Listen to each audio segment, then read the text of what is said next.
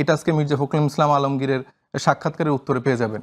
প্রধানমন্ত্রীর লেভেল বাংলাদেশের মানুষ এখন চায়ের স্টলে আলোচনা করে যে আমাদের এই প্রধানমন্ত্রীর লেভেলটা কোন দিকে। প্রধানমন্ত্রীর রাজনৈতিক উপদেষ্টা হিসেবে ওনার আইকিউ লেভেলটা আসলে কতটুকু আসলে এটা আসলে জনগণ বিবেচনা করবে। রোড সেফটির যে মুভমেন্ট, এগুলাতে তাদের ভূমিকা কিন্তু অনেক প্রশ্নবিদ্ধ। নুরুল হক নূর তিনি নিজে হচ্ছে স্টেটমেন্ট দিচ্ছেন যে এই রাশেদ হচ্ছে যে এখানে জুলাই গণঅভ্যুত্থানে কোথাও ছিলেন না। আসিফ মাহমুদকে জিজ্ঞেস করবেন যে প্রথম এক দফা ঘোষণা দেওয়ার জন্য আসিফ মাহমুদকে আমি প্রস্তাব দিয়েছি এবং আমাকে হচ্ছে সালাউদ্দিন আহমেদ ওহি দিতেন শ্রীলং থেকে, আমি সেগুলা এখানে নাজিল করে আমি আমার অভ্যুত্থানটা চালাইছি। আপনাদের ভিতরে যে বন্ধুত্বটা হওয়ার কথা ছিল, অর্থাৎ বিএনপি এবং এনসিপির সাথে যে বন্ধুত্বটা হওয়ার কথা ছিল, সেই বন্ধুত্বটা আমরা দেখতে পাচ্ছি না কেন? এখন আপনি এর উত্তর দিবেন, তার সাথে রাশেদের বক্তব্য যদি কিছু বলার থেকে বলেন। কারণ হচ্ছে ওই যে জুলাইয়ের যে আকাঙ্ক্ষা, যে পরিবর্তনগুলা ফ্যাসিবাদ কাঠামোর জন্য দরকার ছিল, সেটা আমরা সে জায়গাটা স্টিক আছি, তারা নাই। তারা ওই আগের সিস্টেমটাই ফিরে আনতে চায়, ওইটার মধ্যেই পাওয়ারটা এনজয় করতে চায়, স্ট্রাকচারটা এনজয় করতে চায়। এটা হচ্ছে মূল দূরত্বর জায়গাটা। দেখেন, আমার সমালোচক রাশেদ খান উনি হচ্ছেন মানে উনি প্রধানমন্ত্রীর রাজনৈতিক উপদেষ্টা হিসেবে ওনার আইকিউ লেভেলটা আসলে কতটুকু আসলে এটা আসলে জনগণ বিবেচনা করবেন। কারণ আমার প্রথমার্ধে আমি আসলে কি কথা বলেছি, কি প্রশ্নের জায়গাটা রেখেছি, উনি কি বুঝেছেন আমি আসলে বুঝলাম না। এখানে কিন্তু আমি একবারও বলিনি যে 17 বছর ধরে বিএনপির কোনো ত্যাগ তিতিক্ষা রাজনৈতিক কোনো জায়গা নেই, এটা কিন্তু আমি বলিনি। আমি বলেছিলাম সেটা যেটা প্রেক্ষিতে রাজনৈতিক ভাষা নাসরুদ্দিন পাট, আপনি আমাকে প্রশ্ন করেছেন যে নাসরুদ্দিনদের পাটকুয়ারের ভাষা বা এটার জন্য আসলে এই যে এখন যে হামলা মামলা হচ্ছে বা এই যে আমাদের আলিফের চোখ উঠে গেল, এটা কি ঠিক হচ্ছে কিনা। ওনাদের যুক্তি এটা যে এই রাজনৈতিক বক্তব্যের কারণে। আমার কথাটা এটাই ছিল যে আপনারা এখন এই রাজনৈতিক সমালোচনাগুলো নিতে পারছেন না, আপনারা শরীরের গরম দেখিয়ে প্রতিপক্ষকে হামলা করছেন, ভিন্ন মতকে দমন করছেন। ঠিক 17 বছরে আপনাদের এই শরীরের গরম, এই রাগ, এই এগ্রেশনটা কোথায় ছিল যখন আপনাদের বিএনপির রাজনৈতিক দলকে নিয়ে প্রধানমন্ত্রীকে বর্তমান প্রধানমন্ত্রী তারেক রহমানকে নিয়ে, বেগম খালেদা জিয়া, শহীদ প্রেসিডেন্ট জিয়াউর রহমান, ওনাদেরকে নিয়ে এত আজে বাজে নোংরা আঘাত করা হতো, তখন এই মানে আপনাদের এগ্রেশনটা কই ছিল? সেটার জবাবে উনার ব্যাখ্যাটা শুনলে বোঝা যাবে আসলে প্রধানমন্ত্রী পেশ মানে রাজনৈতিক উপদেষ্টার বলতে চেয়েছিলাম।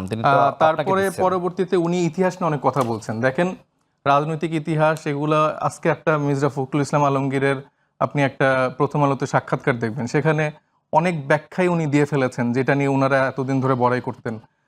প্রথমেই মানে শুরুতেই প্রথম অর্ধেই দেখা গেছে যে রাজনৈতিক দলগুলোর মধ্যে যে ওই যে সেনাপ্রধানের বাসায় যে যাওয়া, সেনা দপ্তরে যে যাওয়া, সেটা মির্জা ফখরুল ইসলাম আলমগীর কিন্তু তখন চলে গিয়েছিলেন। একটা পাওয়ার নেগোসিয়েশনের জায়গায় কিন্তু ছাত্রদেরকেও ডাকা হয়েছিল। এখানে উনি স্টেটমেন্ট দিয়েছিলেন, উনি প্রথম আলোতে আজকে স্টেটমেন্টও দিয়েছেন ছাত্ররা সেখানে আসেনি। ছাত্ররা এই পাওয়ারের অংশীদার ভাগাভাগি করছেন। ছাত্ররা জাতীয় সরকার গঠনের কথা বলেছিল, কিন্তু বিএনপি সেখানেও না করে দিয়ে এসেছিল যে জাতীয় সরকার গঠন করা হবে না, এবং ইন্টিম গভর্নমেন্টের ফরম্যাট, কারা কারা থাকবে, সেখানে কারা কারা কি হবে, সেটার একটা জাতীয় দলিল উনি আজকে তার এই যে সাক্ষাৎকার সেখানে উনি দিয়ে ফেলেছেন।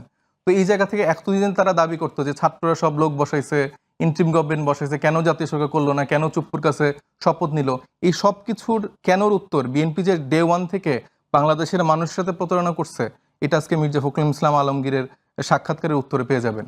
এবং অভ্যুত্থানে কার কি অবদান, এইগুলা নিয়ে যদি এখন রাশেদ খান আলাপ আলোচনা করতে যায়, তাহলে আমরা অনেক পুরানো আলোচনা করতে পারি।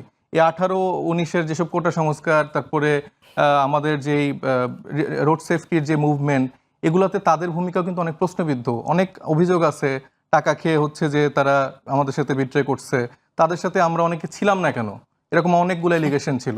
গণ অধিকার পরিষদটা ভেঙে টুকরো টুকরো হয়ে যাওয়া বা তাদের সাথে একটা কোয়ালিটি ফোর্স না থাকার রিজন কিন্তু এটা যে তারা অলওয়েজ এই পাওয়ারের সাথে নেগোসিয়েশন করছে, তারা অমুকের টাকা খাইছে, তারা তমুকের সাথে নেগোসিয়েশন করছে। এবং এই যে জুলাই গণঅভ্যুত্থানে রাশেদ খান তার একটা কোনো ডকুমেন্ট দেখাক যে সে আছে এখানে, তার দলের যে প্রধান ছিলেন নুরুল হক নূর, তিনি নিজে হচ্ছে স্টেটমেন্ট দিচ্ছেন যে এই রাশেদ হচ্ছে যে এখানে জুলাই গণঅভ্যুত্থানে কোথাও ছিলেন না।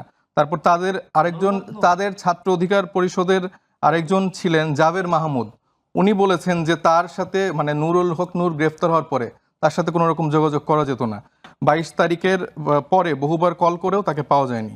তো এই অভিযোগগুলো তাদের আপনাদের ছাত্র অধিকার পরিষদের নেতা। সেটা তো আপনি কি তাইলে আপনি হয়তো বা অভ্যুত্থানের সময় বিএনপির গুপ্ত হিসেবে মানে গণ অধিকারে ছিলেন। বিএনপির গুপ্ত হিসেবে ছিলাম। তো আপনি বলেন জাবের মাহমুদকে, আপনার যেই দলে গুপ্ত হিসেবে ছিলেন সেই দলের ছাত্র সংগঠনের ছাত্র। তো এই যে রাশেদদের কথা বলতে গেলে শেষ করা যাবে না, বুঝছেন? তো এইগুলা তার ইতিহাস সে ভুলে যায়। সে এখন নিজেকে আপাতমস্তক ডে-ওয়ানের বিএনপি মনে করছে, ডে-ওয়ানের বিএনপি মনে করছে।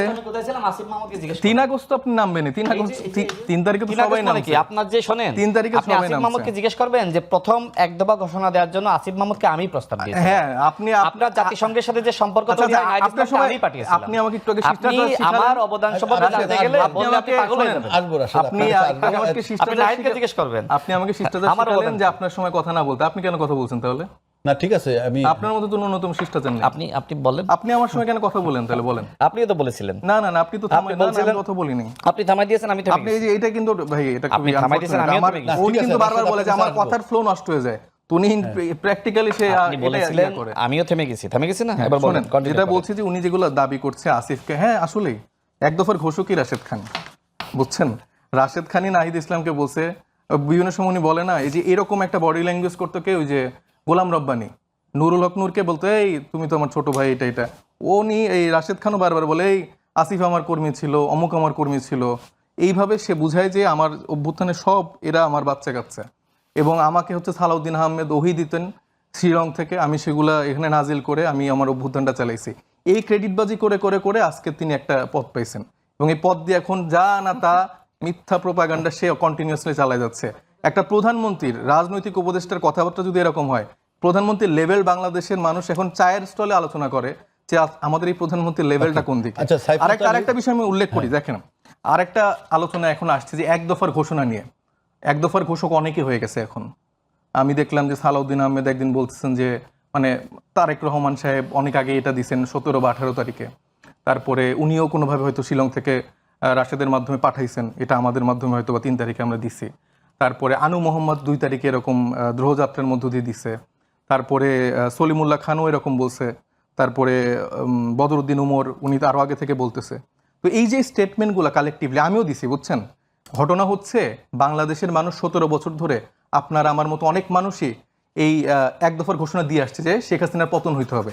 তারপরে সালাউদ্দিন আহমেদ থেকে শুরু করে বিএনপির জায়গা থেকে আমি একটু শেষ করি, রাজনৈতিক দলগুলো রাজনৈতিক দলগুলো কিন্তু বারবার বলছে যে এক দফার ঘোষণা, বিএনপির পতন হইতে হবে, আওয়ামী লীগের পতন হইতে হবে, শেখ হাসিনার পতন হইতে হবে।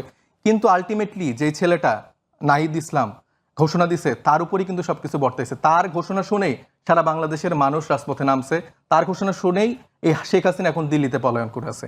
এবং আপনার সাথে আমার একটা টকশোতে মনে কথা হয়েছিল, সেখানে আপনিও বলছিলেন যে শেখ হাসিনা ফিরলে কাকে হত্যা করতে চাইবে, কাকে মারতে চাইবে, সেটা হচ্ছে নাহিদ ইসলাম। তো যে এখন যে আন্দোলন নিয়ে এত কারাকারি, এটা বাদ দিয়ে আসলে এই ইতিহাসগুলোকে বিকৃত করার সুযোগ নাই। আপনারা বর্তমানে, আমি যেটা বলতে যাচ্ছি, ওনাকে যেটা বলতে যাচ্ছি, বিএনপির ভাইদের বলছি, বর্তমানে যে সমস্যাগুলা, এই আন্দোলন নিয়ে মারামারি না করে এই যে বিদ্যুৎ নাই, তেল নাই, এর দাম বেশি, ওটার দাম বেশি, এটা নিয়ে আলোচনাটা